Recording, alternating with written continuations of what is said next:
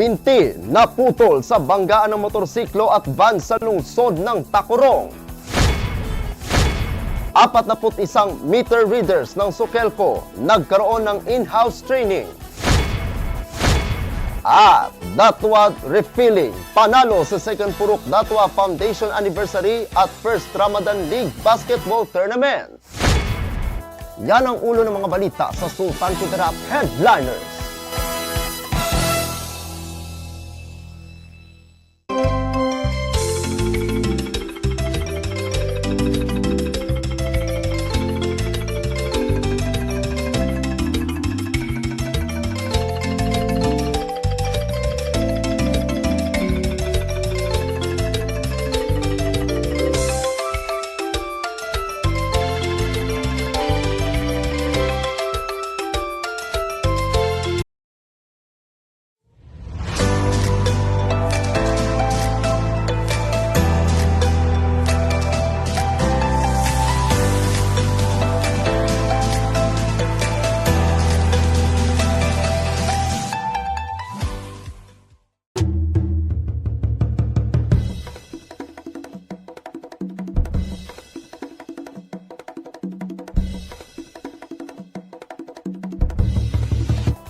Magandang araw, lalawigan ng Sultan Kudarat. Narito na ang mga pangunahing balita sa Sultan Kudarat Headliners ngayong Abril 10, taong 2024. Binti naputol sa banggaan ng motorsiklo at van sa lungsod ng Tacurong. Narito ang ulat. Nagpapatuloy ang ginagawang investigasyon ng Tacurong City PNP Traffic Section sa nangyaring banggaan. Alas 8:35 noong nakaraang gabi sa kahabaan ng National Highway Purok Saranay, Barangay New Carmen, lungsod ng Tacurong, lalawigan ng Sultan Kudarat. Batay sa ginawang inisyal na investigasyon ng mga investigador, habang binabaybay ng isang Kawasaki 125 na motorsiklo with sidecar na may plate number A35MRR ang bahagi ng daan mula sa Barangay Calian patungong Barangay San Pablo at mula naman sa Davao City ang heist van na nakarehistro sa LGU Coronadal City na may plate number SMA 1550. Papuntang lungsod ng Coronadal nang mangyari ang aksidente. Kinilala ang sugatang driver ng tricycle na si Nelson Gulay, Anipan, 65 taong gulang, may asawa at naninirahan sa Barangay San Pablo ng nasabing lungsod. Habang minamaneho naman ni Ronnie Esimos Trinidad, 56 na taong gulang, isang balo, naninirahan sa Zone 4, lungsod ng Coronadal na empleyado ng LGU Coronadal ang van. Sa lakas ng impact ay naghiwalay ang sidecar at ang motorsiklo, habang yupi naman ang harapan ng van, habang naputol naman ang binti ni Anipan na agad isinugod sa pagamutan. Ayon sa inisyal na pakikipag-usap na sasagutin naman ng LGU ang damage at ibibigay ang tulong sa pamilya ng biktima. Nasa impounding section na ngayon ng Tacurong City PNP ang dalawang sangkot na sasakyan at nakatakda namang magharap ang dalawang panig. Ako ang inyong kaibigang Apolinario 30 Valencia para sa Sultan Kudarat Headliners. 41 meter readers ng Sukelco nagkaroon ng in-house training. Narito ang ulat. Kabuuang 41 meter readers mula sa Sukelco Area Office ang dumalo sa in-house training on standard meter installation at meter maintenance noong hapon ng ika-8 ng Abril taong kasalukuyan na ginanap sa MCO Center Sukelco Headquarters sa Barangay Kalandagan, lungsod ng Tacurong.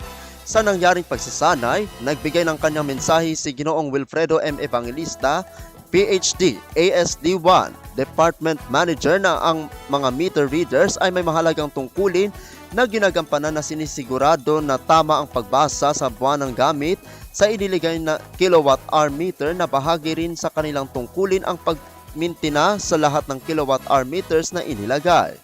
Naging resource speaker sina Engineer William Floro at Engineer Donald Villacruz na pawang mula sa Technical Services Department na mga dalubhasa sa usapin na may kinalaman sa mga kilowatt-hour.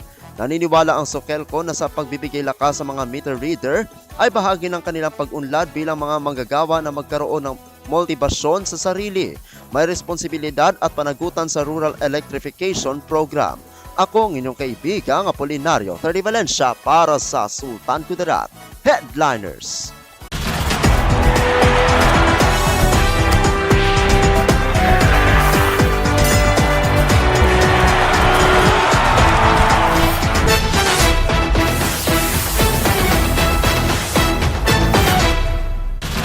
Para sa uling balita, Datwa Refilling panalo sa second Purok Datwa Foundation Anniversary at first Ramadan League Basketball Tournament. Narito ang ula. Naging maganda ang laban sa nangyaring championship game sa pagitan ng Datwa Refilling at Islam Grino noong Lunes ng gabi. Ikawalo ng Abril taong kasalukuyan na ginanap sa barangay gym ng Barangay San Pablo. Sa nangyaring laro, naghahabulan ng kupunan hanggang maging pantay sa 77 ang kanilang puntos pagdating sa third quarter. Maging sa huling quarter na kung saan pumantay ang kanilang puntos sa 73 na naging dahilan na magkaroon ng 5 minutong extension ng laro. Maging sa huling quarter na kung saan pumantay ang kanilang puntos sa 73 na naging dahilan na magkaroon ng 5 minutes extension ang laro. Dito na tuluyan na pinataob ng Datwa Refilling ang Islam Grino sa puntos na 105 at 101 na naging first place sa laro ang Islam Grino, second place ang Purok Pag-asa at third place ang TCBC. Sa Mythical 5 naman tinanghal na best center si Magbanwa, best power forward si Mamangkas at best point guard si Macmon na pawang mula sa Islam Grino. Best uniform ang Datwa Refilling na mula sa kanilang kupunan na tinanghal na Most Valuable Player o MVP si Sabate. Ang palarong ito ay bahagi ng second foundation anniversary ng Purok Datwa at bahagi rin ng first Ramadan League Basketball Tournament. Ang Purok Datwa ay pinamumunuan ni Purok President Nino Datwa at suportado naman ito ni San Pablo Punong Barangay Jesser Rivera Sr. Ako ang inyong kaibigang Apolinario Tadi Valencia para sa Sultan Kudarat Headliners.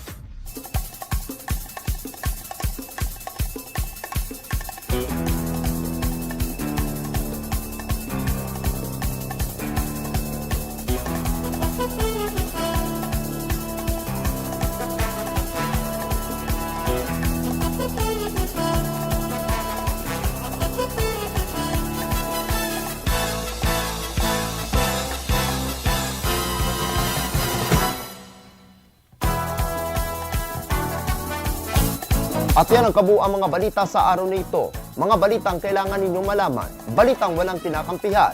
Mga balitang totoo. Mga balitang may dalang aral at inspirasyon. Ito ang Soxergen Headliners. Hanggang bukas, maraming salamat at magandang araw, kaibigan.